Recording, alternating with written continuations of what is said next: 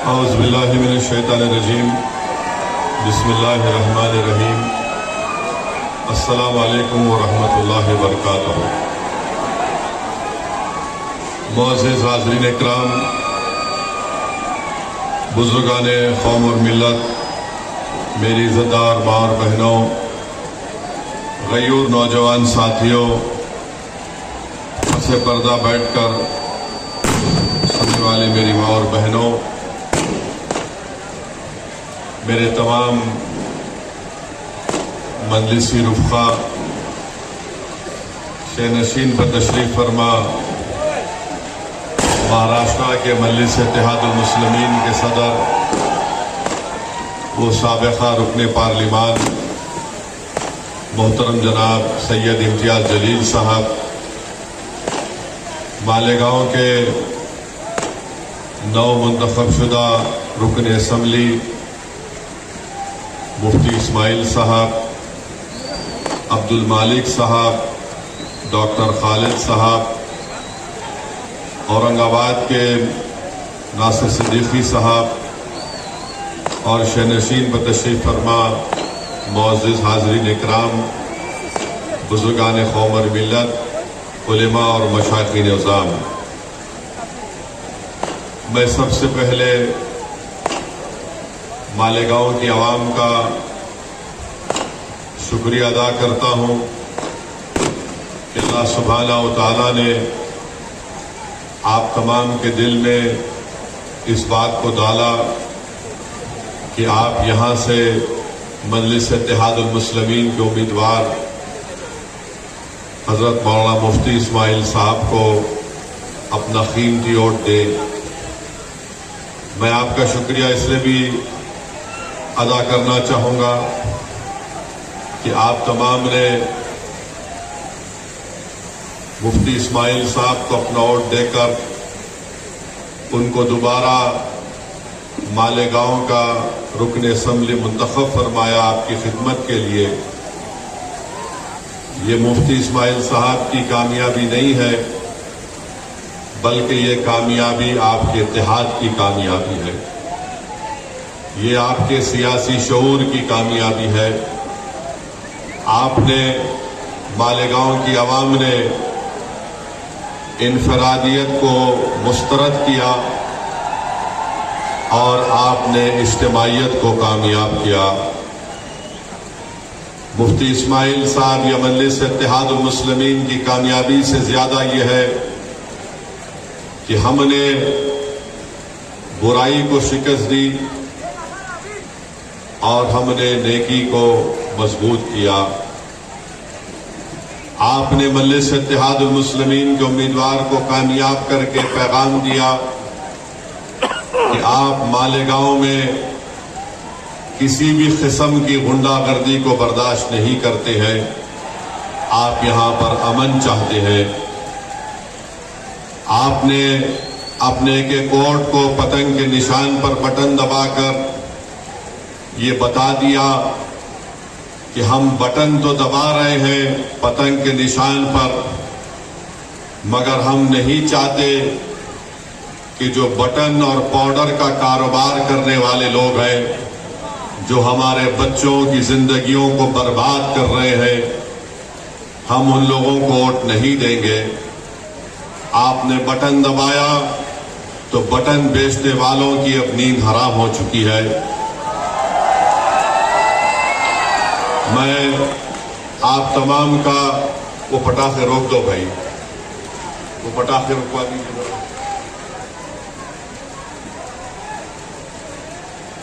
میں آپ سے یہ کہنے آیا ہوں، شکریہ ادا کرنے آیا ہوں کہ انشاءاللہ تعالی مفتی اسماعیل صاحب کی کامیابی آپ تمام کی کامیابی ہے۔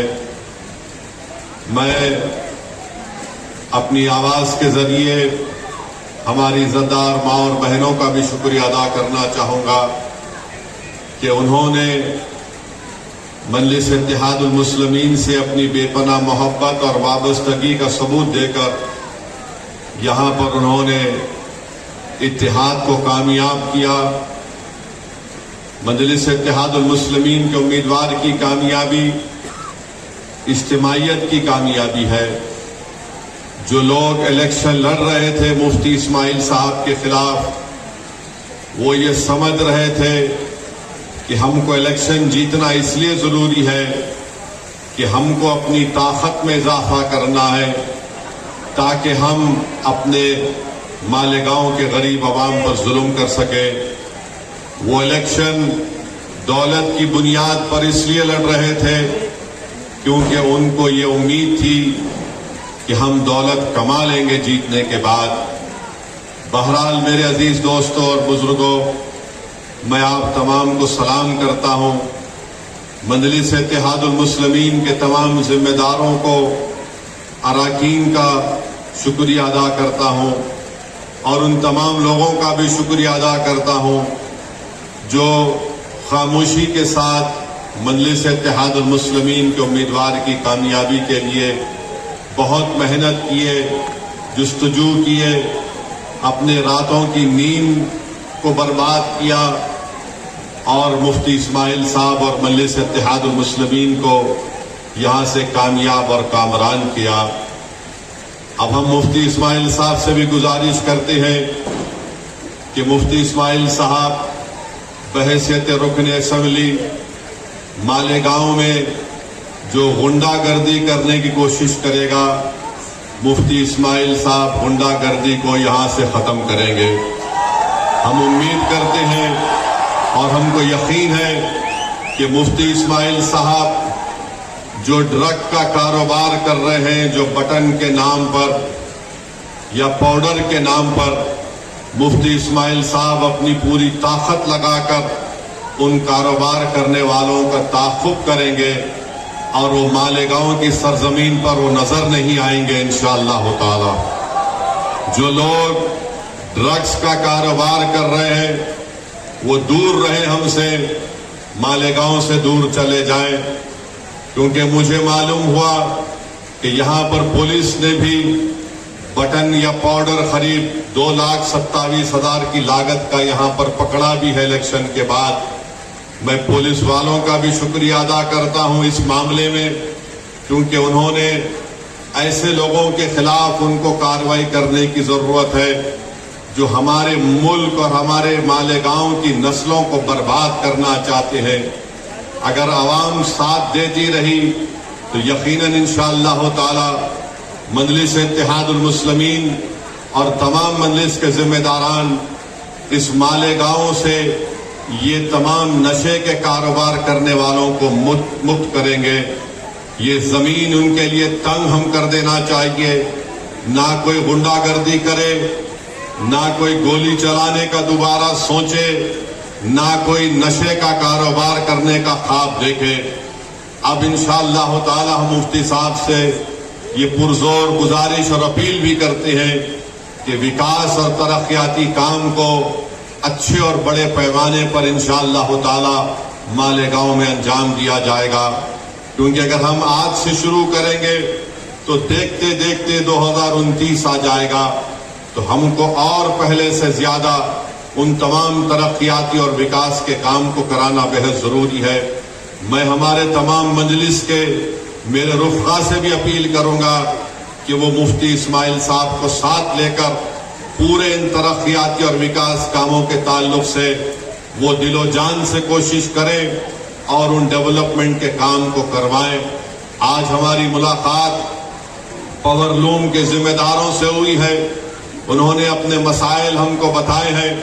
انشاءاللہ تعالی میں نے ان کو کہا ہے کہ میں دلی جا کر پوری کوشش کروں گا کہ کس طریقے سے مرکزی حکومت سے ہم نمائندگی کر کے پاور لوم کے لوگوں کو جو سہولتیں ملنی چاہیے اس کے لیے میں آواز اٹھاؤں گا پارلیمنٹ میں، اور انشاءاللہ تعالی ہم مرکزی حکومت سے نمائندگی بھی کریں گے.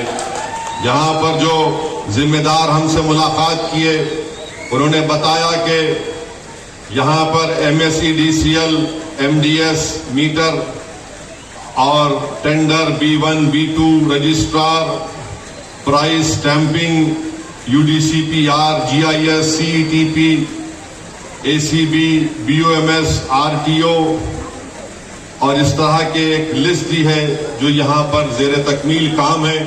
مفتی اسماعیل صاحب کو بھی انہوں نے وہ میزر دیا ہے. ہم بھی مفتی اسماعیل صاحب کو تنگ کرتے رہیں گے تاکہ وہ پوری کوشش کریں. مہاراشٹرا میں ایک نئی حکومت بننے جا رہی ہے. ہم مہاراشٹرا کی نئی حکومت سے بھی ان سے بھی ہم لوگ مطالبہ کریں گے, نمائندگی کریں گے کہ مالیگاؤں میں بھی پورے ترقیاتی کام کو انجام دیا جائے. مالیگاؤں میں بھی جو مہاراشٹرا کے دوسرے علاقوں میں اگر ڈیولپمنٹ اور ترقیاتی کام ہوتی ہے تو مالیگاؤں میں بھی اس کا حصہ ہونا چاہیے. مجھے یقین ہے کہ مفتی اسماعیل صاحب ایک تجربے کار رکن اسمبلی ہے. وہ ضرور آپ کے مالیگاؤں کے انصاف کے لیے, مالیگاؤں کی ترقی کے لیے پہلے سے زیادہ آپ کی بار ایوان اسمبلی میں جا کر یہاں کی عوام کی آواز کو اور یہاں کی عوام کی ضروریات کی تکمیل کے لیے انشاءاللہ پوری کوشش کریں گے. جو لوگ ہم کو ووٹ نہیں دیے میں ان کا بھی شکریہ ادا کرنا چاہتا ہوں, اور ہمارے لیے یہ بہت بڑا ایک موقع ہے کہ جو ہم کو ووٹ نہیں دیے ہم اپنے اچھے کام کے ذریعے ان کو دل کو جیتے تاکہ وہ آئندہ 5 سال کے بعد بڑی تعداد میں آ کر مجلس اتحاد المسلمین کے حق میں اپنا ووٹ دے. جمہوریت ہے, آپ کس کو ووٹ دینا چاہتے ہیں نہیں دینا چاہتے آپ کا اختیار ہے, مگر جو پروپیگنڈا یہاں پر کیا گیا تھا, جو عصبیت کے مظاہرے یہاں پر کیے جا رہے تھے, جو یہاں پر ایک ننگا ناچ ہو رہا تھا تشدد کا, غنڈہ گردی کا, ڈرگس کے کاروبار کا, میں آپ کو سلام کرتا ہوں لاکھوں بار کہ آپ نے ان تمام طاقتوں کو مسترد کیا, اور ہماری کوشش یہ ہوگی کہ ہم آپ کے بھروسے پر اتریں. انشاءاللہ تعالی ہم پوری کوشش کرتے رہیں گے کہ آپ کی جو تکلیف ہے, آپ کے جو مسائل ہیں, آپ کے رکن اسمبلی مفتی اسماعیل صاحب اور مجلس کے ذمہ داران یہ پوری کوشش کر کے آپ کے مسائل کو حل کروائیں گے. میرے عزیز دوستوں اور بزرگوں, میں ساتھ ہی ساتھ یہ بھی کہنا ضروری سمجھتا ہوں کہ میرے چھوٹے بھائی جناب سید امتیاز جلیل صاحب, ناصر صدیقی صاحب کو اورنگ آباد سے کامیابی نہیں ملی. آپ کو یاد ہوگا کہ میں پکار کر آپ سے کہہ رہا تھا کہ ہم کو ہمیشہ نقصان اپنوں سے ہوا ہے, غیروں سے نہیں ہوا ہے. آج اورنگ آباد میں اگر چند ووٹوں سے امتیاز جلیل صاحب کی کامیابی نہیں ہو سکی تو آپ اٹھا کر دیکھ لیجئے کہ جو بی جے پی کے اشارے پر الیکشن لڑ رہے تھے, جن کو پوری مدد دی گئی تھی بی جے پی کی طرف سے, جن کا مقصد ایک ہی تھا کہ مہاراشٹرا کی ویدھان سبھا میں سید امتیاز جلیل اور ناصر صدیقی نہ جائیں, مگر اورنگ آباد کی عوام نے یہ دیکھ لیا کہ کون ان کا ہمدرد ہے اور کون ان کا دشمن ہے. جو چہرے بہت چھپے ہوئے تھے, الیکشن نے ان تمام چہروں کو اورنگ آباد کی عوام کے سامنے بے نقاب کر دیا. جو بڑے اپنے آپ کو متقی اور پرہیزگار دکھاتے تھے, مگر ان کے چہرے معلوم ہو گئے کہ کتنے داغدار ان کے چہرے ہیں, کہ انہوں نے اپنے ضمیر کو بی جے پی کے چوکھٹ پر اس کو بیچ دیا. یہ کبھی اورنگ آباد کی عوام بھول نہیں سکتی. مجھے اس بات کی تکلیف ہے کہ امتیاز جلیل اور ناصر صدیقی کی کامیابی نہیں ہو سکی, مگر انشاءاللہ تعالی ہم پر امید ہے, محنت کریں گے اورنگ آباد میں دوبارہ, اور انشاءاللہ تعالی دوبارہ وہاں سے مجلس اتحاد المسلمین اور امتیاز جلیل کو اللہ سبحانہ و تعالی نبی کریم صلی اللہ علیہ وسلم کے صدقے طفیل میں ان کو دوبارہ وہاں سے رکن اسمبلی منتخب کر کے عوام کی نمائندگی کرنے کا موقع عنایت فرمائے گا. مگر آپ جانتے ہیں کہ یہی امتیاز جلیل تھے, پارلیمنٹ کا الیکشن 4 مہینے پہلے ہارا, مگر جب ناموس رسالت کا مسئلہ پیدا ہوا تو امتیاز جلیل نے یہ نہیں سوچا کہ میں ابھی ممبر آف پارلیمنٹ نہیں ہوں. امتیاز جلیل نے بحیثیت مہاراشٹرا کے مجلس اتحاد المسلمین کے صدر کے اس چیز کو اٹھایا, اور جو لوگ رسول اللہ صلی اللہ علیہ وسلم کی شان میں گستاخی کرنا چاہتے تھے, امتیاز جلیل نے احتجاج صدائے احتجاج کو بلند کیا اور پورے مہاراشٹر کی ایک تاریخ میں ایک پرامن احتجاج نکالا گیا. میں شکریہ ادا کرنا چاہوں گا ہمارے دھولیا کے فاروق شاہ صاحب کا. بہترین الیکشن کیمپین فاروق شاہ صاحب نے کیا. بہترین کام دھولیا کے گلی کوچوں میں جناب فاروق شاہ صاحب نے کیا. یہ اللہ کی کیا مرضی تھی، اللہ بہتر جانتا ہے. ان کی کامیابی نہیں ہو سکی.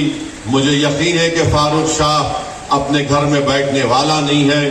وہ نکل کر دھولیا کی عوام کی خدمت کرتے رہیں گے اور انشاءاللہ تعالی دوبارہ وہاں سے منتخب ہو کر جائیں گے. مجھے افسوس اس بات کا ہے کہ شولاپور سے فاروق شابدی پچھلے 3 سال سے محنت کر رہے تھے. بہت قربانیاں فاروق شابدی نے دی. ان کے گھر میں ان کے بیٹے کی طبیعت خراب ہو گئی. بہت طبیعت اتنی زیادہ خراب ہو گئی تھی، اس کے باوجود بھی فاروق شابدی کبھی بمبئی میں اپنے بیٹے کے علاج کے لیے تو جیسا طبیعت اچھی ہوتی دوڑ کر شولاپور کو فاروق شابدی آ جاتے. پھر ایک ایسا وقت بھی آیا کہ ان کے والد کی طبیعت اتنی خراب ہو گئی، مگر فاروق شابدی نے اپنی والد کی بھی خدمت کی اور شولاپور کی عوام کی خدمت کی. میرے عزیز دوستوں اور بزرگوں، ہم کو تکلیف اس بات کی ہے کہ گوونڈی سے ہمارا کینڈیڈیٹ عتیق جو پہلی مرتبہ الیکشن لڑ رہا تھا سماجوادی پارٹی کے کینڈیڈیٹ کے خلاف، جو پچھلے 5 سال پہلے ان کو شاید 30-35 ہزار کی میجارٹی تھی، ایک نوجوان بچہ اپنی زندگی کا پہلا الیکشن لڑا اور سماجوادی پارٹی کے ان کے لیڈر کو چنے چبا دیے اور ان کی میجارٹی 10,000 تک لا کر کم کر دی. 10,000 سے عتیق کی کامیابی نہیں ہو سکی، مگر ہمارے لیے خوش آئند بات ہے. انشاءاللہ تعالی ہم اتنے بڑی تعداد میں ووٹ حاصل کی ہے. اس سے ایک پیغام یہ ملتا ہے کہ مہاراشٹر میں مسلمانوں نے طے کر لیا ہے کہ مجلس اتحاد المسلمین ہی ہماری سیاسی آواز بن سکتی ہے. میں شکریہ ادا کرتا ہوں اور انشاءاللہ تعالی جو مہاراشٹر کے مسلمان اپنی ایک سیاسی قیادت کے لیے بے چین ہے اور پیاسا ہے، مجلس اتحاد المسلمین انشاءاللہ تعالی ضرور ان کے خوابوں کو پورا کرے گی. آپ کی قیادت ہے اور مضبوط ہوگی انشاءاللہ تعالی. میں نے پہلے بھی کیا اور آج بھی کہہ رہا ہوں، مہاراشٹر کی سیاست میں اگر کوئی مسلمانوں کا لیڈر اور قائد ہے تو اس کا نام سید امتیاز جلیل اور مفتی اسماعیل ہے اور اس سے کوئی انکار نہیں کر سکتا. ہاں تم الیکشن جیت کے آئے ہو مگر قیادت کا تم دعویٰ نہیں کر سکتے. قیادت کا دعویٰ اگر کوئی کرے گا جس کے پیچھے آج مہاراشٹر کے 11% مسلمان کھڑے ہیں مجلس اتحاد المسلمین کے خلاف، وہ امتیاز جلیل اور مفتی اسماعیل صاحب ہیں. میں آپ سے اپیل کر رہا ہوں کہ ہم کو اپنی جماعت کو اور مضبوط کرنا ہے. ڈرنے اور گھبرانے کی ضرورت نہیں ہے. جس کسی کی حکومت بنتی ہے بننے دیجئے، مگر مجھے یقین ہے کہ مجلس اتحاد المسلمین کے رکن اسمبلی مفتی اسماعیل صاحب بے باک طریقے سے غریب اور مظلوم عوام کی آواز کو اٹھائیں گے اور انشاءاللہ تعالی آپ کے مسائل کو حل کرانے کی وہ پوری کوشش کریں گے. میری آپ سے گزارش ہے کہ آپ مفتی اسماعیل صاحب کی صحت کے لیے بھی دعا فرمائیے. مگر معلوم بھی ہوا کہ کل مفتی اسماعیل صاحب کہیں پر بیٹھ کر کلیجی کھا رہے تھے.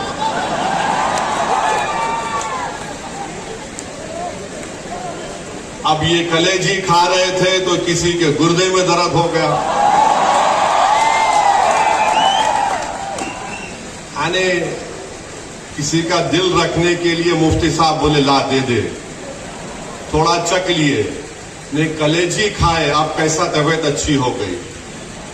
ارے بھائی تمہارے کلیجے کو کیا ہوا، تمہارے دل کو کیا ہوا، اس کو صاف کر لو، تمہارے کانوں کو صاف کر لو اور اس بات کو یقین کر لو کہ اب تمہاری غنڈہ گردی چلنے نہیں دیں گے انشاءاللہ تعالی. ہماری کوشش یہ ہوگی کہ مالیگاؤں میں اور اتحاد مضبوط ہو. تم نے جو ہر گھر میں مالیگاؤں میں دیوار اٹھانے کی کوشش کی، ان چھوٹی چھوٹی دیواروں کا اسدالدین اویسی بنیاد کے ساتھ اکھاڑ کر ہم پھینک دیں گے انشاءاللہ تعالی. ہم اپنے گھر میں دیوار کو اٹھنے نہیں دیں گے. ہم اپنے مساجد میں اور اختلافات کو فروغ نہیں دیں گے. یہ آپ کو اور ہم کو طے کرنا ہے میرے عزیز دوستوں اور بزرگوں. تیسری اہم بات جو میں آپ کے سامنے عرض کرنا چاہ رہا تھا، آج اورنگ آباد میں میڈیا کے لوگوں نے مجھ سے پوچھا کہ RSS کے سر سنچالک موہن بھگوت نے یہ کہا کہ کسی بھی آبادی کا پاپولیشن گرنا خطرے کی بات ہے، اور انہوں نے کہا کہ کم سے کم 3 بچے پیدا کرو. اور میڈیا نے مجھ سے کہا کہ آپ اس پر کوئی تبصرہ کریے. تو میرے عزیز دوستوں اور بزرگوں، ہمارے میڈیا کے لوگ بھی ہیں، اور ماشاءاللہ سے پولیس آج پھر نوٹس دی میرے کو. تو خیر، قانون کے دائرے میں رہ کر ہم ہمیشہ بات کرتے آئے اور انشاءاللہ بات کرتے رہیں گے. موہن بھگوت نے کہا کہ 3 بچے پیدا کرو. موہن بھگوت صاحب، آپ لوگ کب شادی کر رہے پہلے یہ بتا دو. اب 3 بچے پیدا کرو بول رہے. اب آپ کے اور ہمارے کانوں نے برسوں سے ہم سن رہے، پچھلے 10 سال سے خاص طور سے خود پرائم منسٹر وزیر اعظم نریندر مودی نے پارلیمنٹ الیکشن کے دوران راجستھان میں کہا تھا کہ ہمارے ہندو بہنوں کے گلوں سے منگل سوتر اتار کر ان مہیلاؤں کو دیا جائے گا جو زیادہ بچے پیدا کرتے ہیں. وزیر اعظم کا اشارہ مسلم خواتین پر تھا. اب موہن بھگوت کو کہنا پڑ رہا ہے کہ بچے زیادہ پیدا کرو. موہن بھگوت صاحب، آپ 3 بول رہے، میرے کو 5 ہے.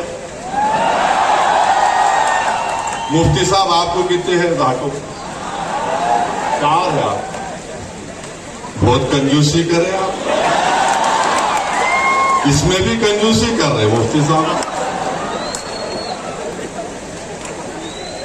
نہیں، غلط نہیں لینا، تو دوسرا مطلب نکالیں گے تم لوگ. امتیاز صاحب کو خالی 2 ہی ہے. اب موہن بھگوت بول رہے، ارے ٹھہر جا بھائی، موہن بھگوت بول رہے 3 پیدا کرو. آرگنائزر RSS کی ایک میگزین ہے تائید کرنے والی، اکتوبر 2021 کو آرگنائزر میگزین نے لکھا کہ مسلمانوں کی آبادی بہت بڑھ رہی ہے، اس کو کم کرنا چاہیے. اب موہن بھگوت بول رہے 3 پیدا کرو. جھارکھنڈ میں الیکشن ہوا، جھارکھنڈ میں BJP نے ایک اشتہار بنایا، اور اشتہار یہ تھا کہ ایک ہمارے ہندو بھائی بہن گھر میں بیٹھ کر کھانا کھا رہے، ٹیبل پر کھانا کھا رہے، گھر کے اندر بیل بجتی ہے، جب دروازہ کھولتے ہیں تو کیا دیکھتے ہیں کہ گھر کے باہر کم سے کم 40-50 مسلمان کھڑے ہوئے ہیں، برقع پوش خواتین کھڑے ہوئے ہیں، ٹوپی پہننے والے مسلمان پہنے ہوئے. اچانک ہندو بہن کے گھر میں آ گئے اور گھس کے کھانا وانا بیٹھ کر گھر میں بیٹھ گئے. الیکشن کمیشن کو وہ ایڈورٹائزمنٹ کو بین کرنا پڑا. اب موہن بھگوت بول رہے 3 بچے پیدا کرو. بھائی وہ پٹاخے بند کر دیجئے، تقریر ہو رہی ہے، پٹاخے مت پھوڑیے ورنہ میں بیٹھ جاتا ہوں. پھر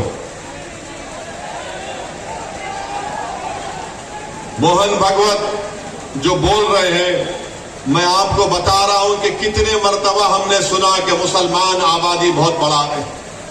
حقیقت یہ ہے کہ 2060 میں، ابھی ہم 2024 میں ہیں، 36 سال کے بعد ہمارے ہندو بھائی بہنوں کی آبادی سٹیبلائز ہو جائے گی 74.7% پر، اور اس کے 40 سال بعد 2100 عیسوی میں مسلمانوں کی آبادی سٹیبلائز ہو جائے گی 18.8%. یعنی مسلمان کی آبادی کبھی بھی اس ملک میں ہمارے ہندو بھائی بہنوں کی آبادی سے زیادہ نہیں ہوگی. مگر یہ جھوٹ RSS پچھلے 70 سال سے پھیلا رہی ہے. BJP یہ جھوٹ کو پھیلا رہی ہے کہ مسلمان اتنی آبادی بڑھ رہی ہے، اتنے بچے پیدا کر رہے ہیں کہ ایک دن اس دیش میں ان کی آبادی بڑھ جائے گی.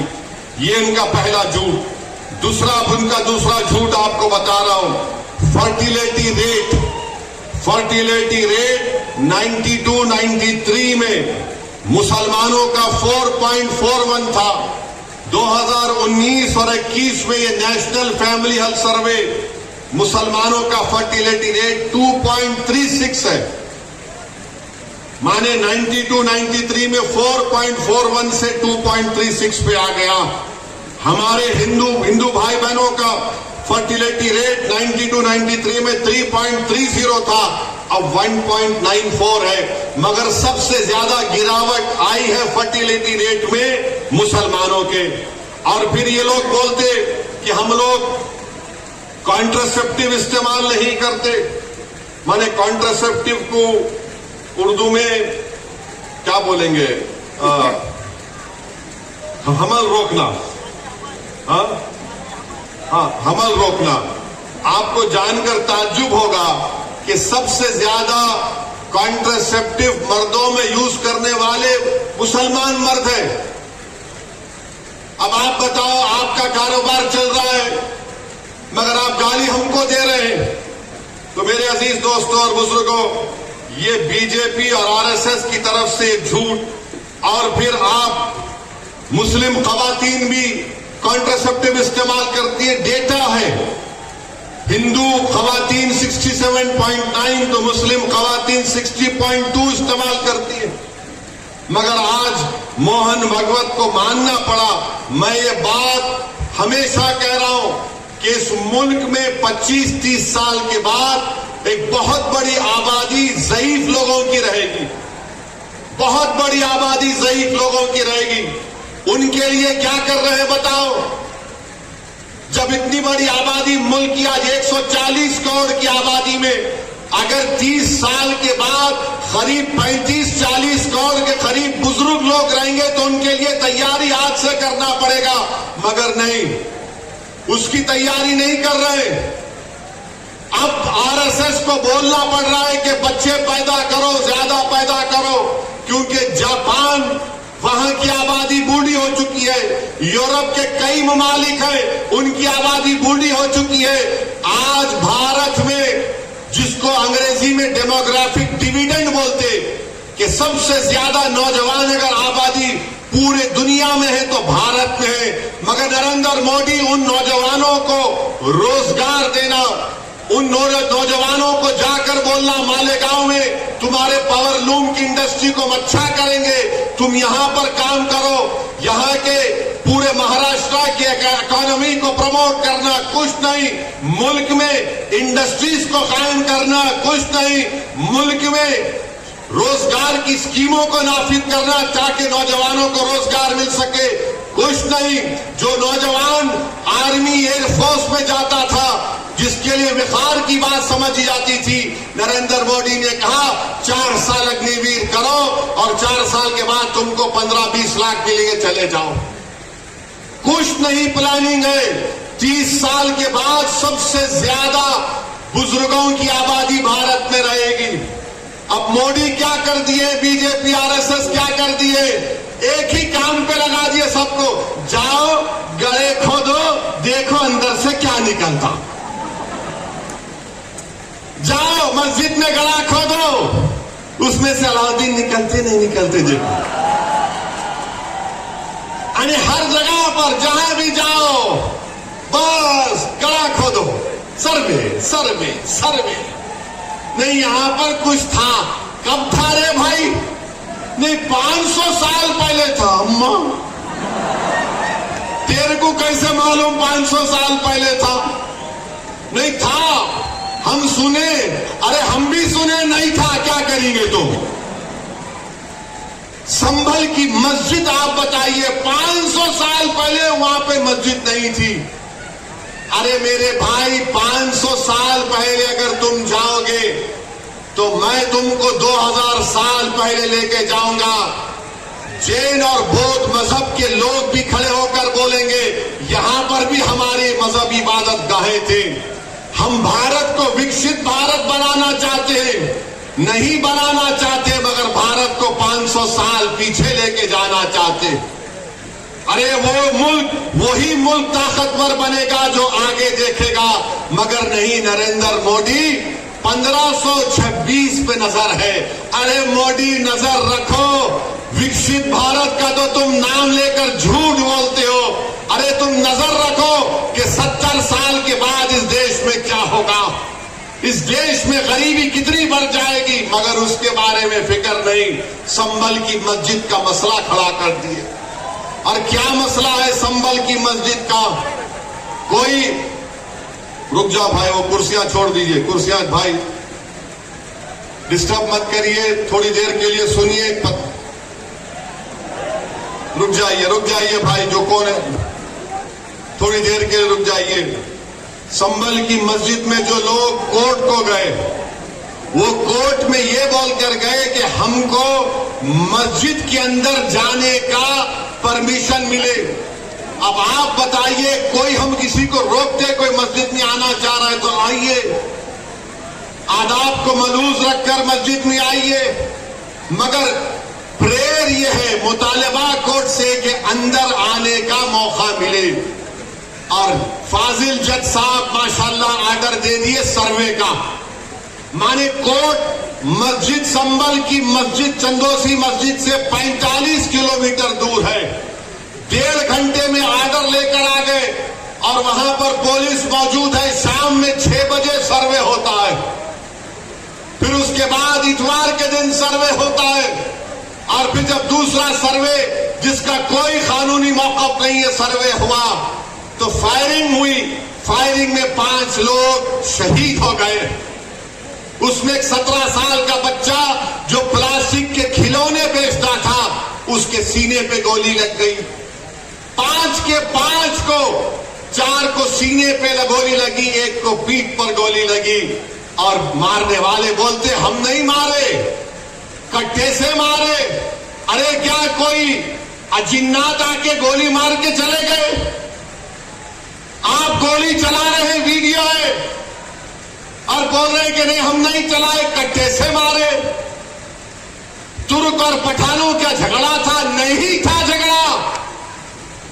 तुर्क पठान का मस्जिद पे झगड़ा कभी था ना कभी रहेगा इंशाअल्लाह ताला। आप कह रहे हैं झगड़ा था, मगर 5 लोग शहीद हो गए, अपनी जानों को गंवा दिए। अगर वो लोग कोर्ट को नहीं जाते तो क्या ये 5 बच्चे मरते थे? क्या ये तशद्दुद होता था संभल में? मेरे भाई, आज आप देख रहे हैं ये संभल में हुआ, और इल्जाम मुझ पर लगाया जाता है। असदुद्दीन ओवैसी तुम ये बोल रहे हो, तुम वो बोल रहे हो। बार बार मुझे व्हाट्सएप के ऊपर कभी SMS के जरिए, कभी फलां के जरिए धमकी दी जाती है। अरे जालिमों, याद रखो, मैं मस्जिद बचाने के लिए, खानखाहों को बचाने के लिए, दरगाहों को बचाने के लिए, वक्फ की जायदाद को बचाने के लिए, जमहूरियत को बचाने के लिए, कानून की बालादस्ती के लिए, इंसाफ के लिए मैं एक बार नहीं 1000 मर्तबा मरने को तैयार हूं। तुम क्या करोगे बताओ? तुम समझ रहे कि हम खामोश बैठ जाएंगे? ऐसे 12 दरगाह और मसाजिद पर केस डाल दिया गया है कि ये मस्जिद नहीं थी, फुला था, ये था।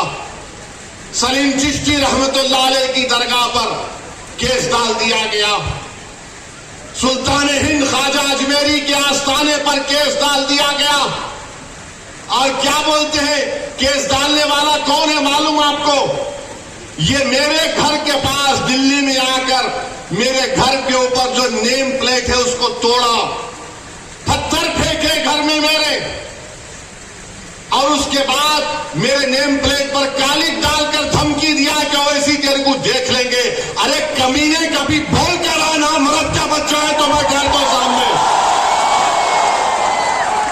बस आते कैमरा लेके पाइबे फेंके भाग। अरे बोल क्या आ रहा हूं कल तेरे पास, तो मैं भी ठहरता हूं, देखेंगे 6 फुट 2 इंच क्या करता है। वो आदमी अब कोर्ट को गया, सुप्रीम कोर्ट के वकील को थप्पड़ मारा। 2016 में दिल्ली की पुलिस ने उसको तड़ी पार का नोटिस दिया। वो कोर्ट में केस डाल रहा है कि ख्वाजा अजमेरी का आस्थाना नहीं है, वहां पर कोई और जगह थी। हवाला क्या दे रहा है? 1901 की किताब, 1901 کی کتاب کا بھروسہ کریں گے یا پھر 13ویں صدی کی کتاب خزائن فتوحہ جس کو امیر خسرو رحمت اللہ علیہ نے لکھا؟ کس کی کتاب پہ یقین کریں گے؟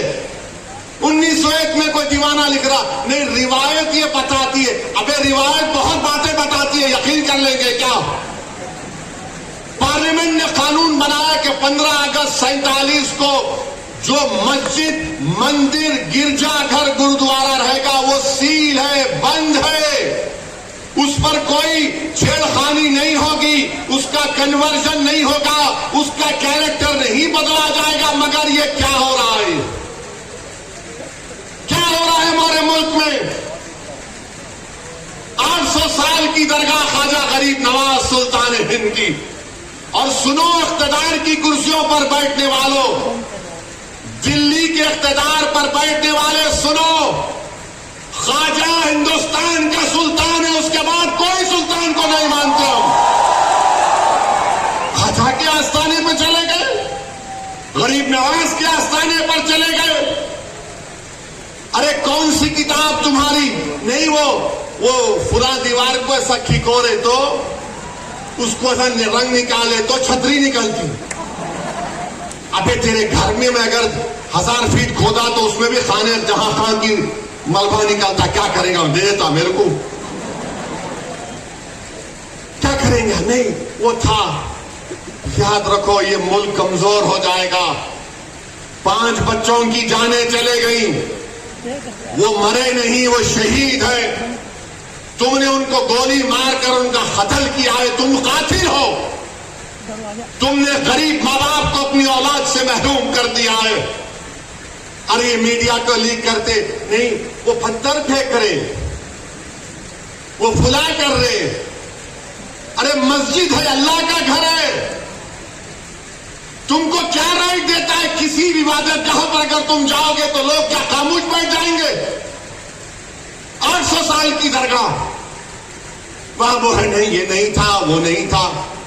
ہم بھارت کے پردھان منتری سے پوچھنا چاہ رہے نریندر مودی، کیا آپ یہ تمام ان لوگوں کو روکیں گے یا پھر یہ دیش اسی طرح چلتا رہے گا کہ ہر مسجد پہ سوال کر دو، ہر درگاہ پہ سوال اٹھا دو؟ میرے بھائی 12 مقدمے عائد ہو چکے ہیں گیان واپی پر، متھورا کی شاہی عیدگاہ پر. وہاں پر تو 1965 میں مسلمانوں نے ہندو بھائی بہنوں سے مل کر بیٹھ کر تصفیہ کر لیا. 8 ایکڑ زمین مسلمانوں نے وقف کی تھی کہ لو یہ قسم گلستان ہے، آپ کے لیے معتبر جگہ ہے، آپ بناؤ یہاں پر. 65 میں سنی وقف بورڈ کی اجازت سے ایگریمنٹ ہو گیا ہندو مسلمان میں. 2023 میں کوئی آ کے بولا وہ کون ہندو ہوتے، وہ پوری جگہ ہماری ہے. ٹیلے والی مسجد لکھنؤ کی، ایسے 12-13 مقامات ہیں. سپریم کورٹ نے رام مندر کے فیصلے میں کہا کہ 91 کا ایکٹ بھارت کے سمویدھان کا ایک اٹوٹ حصہ ہے. اور پھر اس کے بعد ڈی وائی سی چندرچوڈ CGI تھے، وہ خاموش ہو گئے. اورل آبزرویشن کیا کہ نہیں، سروے کو اسرٹین کرنے میں کیا بری بات ہے؟ ارے بری بات یہ ہے کہ سروے کوئی اکیڈمک ایکسرسائز نہیں ہے. سروے کیوں کیا جا رہا ہے؟ گیان واپی مسجد میں وضو خانے کو سیل ہو گیا. گیان واپی مسجد کے جنوبی طرف ہمارے پاس نہیں ہے، وقف کی جائیداد نہیں ہے. وہ کیا کریں گے آپ؟ اور جب بابری مسجد کا فیصلہ آیا تھا، میں پکار کر کہہ رہا تھا یہ غلط فیصلہ ہے، اس کے بعد بہت سی چیزیں کھلیں گے. تو میرے خلاف یہ وہی لوگ ہیں جو آج اس اسمبلی کے الیکشن میں ان کو تو اعلان کیے تھے. وہ لوگ مجھے فون کر کے بولے آپ ایسا کیوں بول رہے ہیں، آپ ایمونیشن دے رہے ہیں بی جے پی کو. میں نے کہا حضرت دامن برکاتا ہوں، ججمنٹ آپ پڑھو، یہ ججمنٹ تمام چیزوں کو کھول دے گا. مجھ سے کہا کہ آپ خاموش ہو جاؤ، ایسی تم مت بولو. میں نے کہا موت میرے کو خاموش کر سکتی، جب تک اللہ زندہ رکھے گا میں سچائی کو بیان کروں گا اور بیان کرتا رہوں گا. آج بولو خاموش ہو جاؤ. میں جب کہہ رہا تھا تو کوئی بول رہے ہیں مت بولو، ان کو کیا ہے، یہ بھڑکاؤ بھاشن دے ان کو کیا ہے, ان کو ٹی وی پہ جا کے بولنے کا شوق ہے. آج کیا ہوا مہاراشٹر کے چناؤ میں؟ کیا بی جے پی نے کیا کہا جا جا کر؟ آج ہمارے پاس کرنجے سے کیا نام ہے یوسف پنجانی آ کر تقریر کر کے گئے, میں الیکشن جیتنے کا ہار گیا. انہوں نے کہا کہ بی جے پی نے پورے مہاراشٹر میں پرچار کر دیا کہ فتوا جیتے گا یا بھگوا جیتے گا. بتاؤ یہ کون ہے لوگ؟ ارے آپ کو اگر الیکشن لڑنا ہے لڑو, آگے بڑھو. صرف بیٹھ کر اعلان کرنے سے نہیں ہوتا, الیکشن لڑو. معلوم ہوتا آپ کو کیسے ووٹ حاصل کرنا پڑتا ہے. ایک عالم دین مفتی اسماعیل آپ کے سامنے جو الیکشن لڑ رہا بھی ہے, منبر رسول پر آپ کو اچھائی کو بیان بھی کرتا ہے, چناؤ بھی لڑتا ہے. مگر یہ کیا بات ہے کہ الیکشن آئے گا ان کو ووٹو ان کو ووٹو. ارے آپ لڑو, آپ نہیں لڑ سکتے تو اپنے داماد کو لڑاؤ. چلو لڑنا کیوں نہیں روکتے؟ نہیں, ہم ان کو بولیں گے, ان کو بولیں گے. کیا ہوا؟ آپ نے بی جے پی کو ہینڈل دے دیا. یوسف پنجانی کہہ رہا ہے کہ بی جے پی گلی گلی جا کر اعلان کر دی کہ فتوا جیتے گا یا بھگوا جیتے گا. ارے جب سیاست نہیں آتا کرنا تو مت کرو, دعا کرو یا حکمت عملی سے اختیار کرو. نہیں, ہم کو سب چیز ہونا. دیکھ لیے کیا ہوا. اب کدھر ہے آپ, کدھر ہے نہیں معلوم. کہاں ہیں وہ لوگ جو اورنگ آباد میں بولے تھے امتیاز جلیل کوٹ مت دو؟ اس سماجوادی پینڈنٹ کوٹ تو بولے تھے چہرہ دکھاؤ اورنگ آباد کے عوام کے سامنے تم. ارے لفافوں پہ زندگی گزارنے والوں, شرم سے ڈوب کرو تم. میرے گھر کو آئے تھے حیدرآباد کو, بغیر بولے میرے گھر کو آئے. میں وقت کے بل کی میٹنگ میں جا رہا تھا, پلٹ میرا گارڈ فون کرا کہ صاحب اتنے لوگ آئے. ملا, گھر پہ آئے تو میں نے کہا کہ میرا گھر اتنا بڑا نہیں ہے, آپ لوگ 20 لوگوں کو لے لیجئے. 20 لوگوں کو بٹھایا, وہ بات کرے میں بات کرا, لیٹر لکھ کے دیے ان کو, ٹکٹ دو, میں غور کروں گا. پھر جانے سے پہلے میں نے ایک اللہ کے ولی کہ انگریزی قرآن کا ترجمہ جو ترکی کا چھپا ہوا ہے اس کی 4 کاپیاں ان ذمہ داروں کو دیا کہ آپ میرے گھر کو آئے, یہ ایک اللہ کے ولی کی قرآن کا ترجمہ ہے. ایک ایک کے ہاتھ میں دیا تو اورنگ آباد جا کے بولے ہم گھر کو گئے تھے, ہمارے کو چائے تک نہیں پلائے. ارے آپ پہلے سے بول دیتے تو نان خلیا کھلا دیتا میں آپ کو. میرے کو نہیں معلوم تھا کہ تم میرے گھر کو کھانا کھانے آ رہے. ارے تم کو قرآن کریم دیا نا ہاتھ میں, اللہ کا کلام تمہارے ہاتھ میں دیا, تم کو اس کا بھی لحاظ نہیں ہے اور تم دعویٰ کرتے ہو قوم کا. بہت بول سکتا ہوں, یاد رکھو میری زبان کو لگام نہیں ہے, تمہارا گھر سے نکلنا محال کر دوں گا میں یہاں پہ. میرے بھائی امام شافعی مفتی صاحب بیٹھے ہوئے, امام شافعی رحمت اللہ علیہ کا زمانہ ہے. ایک دولت مند نے کہا کہ اگر اللہ میرے کو بیٹی دے گا تو جب اس کی شادی کروں گا دین اور دنیا کی دولت اس کو دوں گا. جب بیٹی کی شادی کا موقع آیا علماء کرام کے پاس گیا. علماء کرام نے کہا کہ نہیں, تو نہیں دے سکتا, دین اور دنیا کی دولت تو کیسے دے گا, تیری قسم غلط ہو گئی. امام شافعی کے پاس گئے, امام شافعی بولے بہت آسان ہے. امام شافعی رحمت اللہ علیہ نے کہا تیری بیٹی کی شادی کب ہے؟ اس نے کہا فلاں دن ہے. بولے میں آ رہا ہوں, چلا جا. امام شافعی پہنچے, امام شافعی رحمت اللہ علیہ نے کہا کہ آسان ہے. وہ بولا کہ حضرت شادی تو ہو گئی, کیا ہے بتاؤ. بولے قرآن اپنی بیٹی کو دے دے, دین اور دنیا کی دولت اس کو دے چکا. میں ان کو دیا, 4 قرآن دیا ان کو, اور بول کے دیا کہ آپ میرے گھر کو آئے, مجھے پتا نہیں ہے, میں وکیلوں کی میٹنگ میں جا رہا تھا, پلٹ کر آیا آپ کے لیے, یہ قرآن کریم کا تحفہ آپ کو دے رہا ہوں. ارے تم کو اویسی سے مجلس سے نفرت ہے, مگر قرآن کریم کی تو عظمت کا تم لحاظ رکھ لیتے. میں یہ بات الیکشن میں بول سکتا تھا مگر خاموش بیٹھے رہا, مگر آج مجبوراً بولنا پڑ رہا ہے. یاد رکھو تم لوگ جو کام کر رہے ہو نا, تم مہاراشٹر کے مسلمانوں کو نہ صرف کمزور کر رہے ہو بلکہ تم ان کی آواز کا گلا گھونٹ رہے ہو. ارے تم الیکشن لڑو، ہم تمہاری تائید کرنے کو تیار. کب تک تم یہ سیاست کرو گے کہ انہیں بول دیا انہیں بول دیا؟ جس کو تائید کیے اورنگ آباد نے وہ خالی 5,000 ووٹ لیا. 5,000 ووٹ لیا. ناصر کے خلاف کتنے ووٹ لیا انہوں نے؟ 10,000 ووٹ لیا. اور ناصر ہارے 8,000 ووٹ سے. جو جس کی تائید کا اعلان کیا وہ 5,000. امتیاز جلیل ہارے 1,100 ووٹ سے. دھولیا سے فاروق شاہ کے خلاف آپ نے اعلان کیا، وہ 10,000 پہ نپٹ گیا. فاروق شاہ 70,000 ووٹ لیے.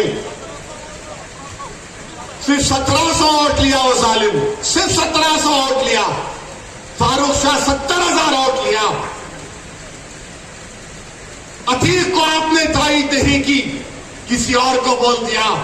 ارے کیا کر رہے ہو تم لوگ؟ مت کرو.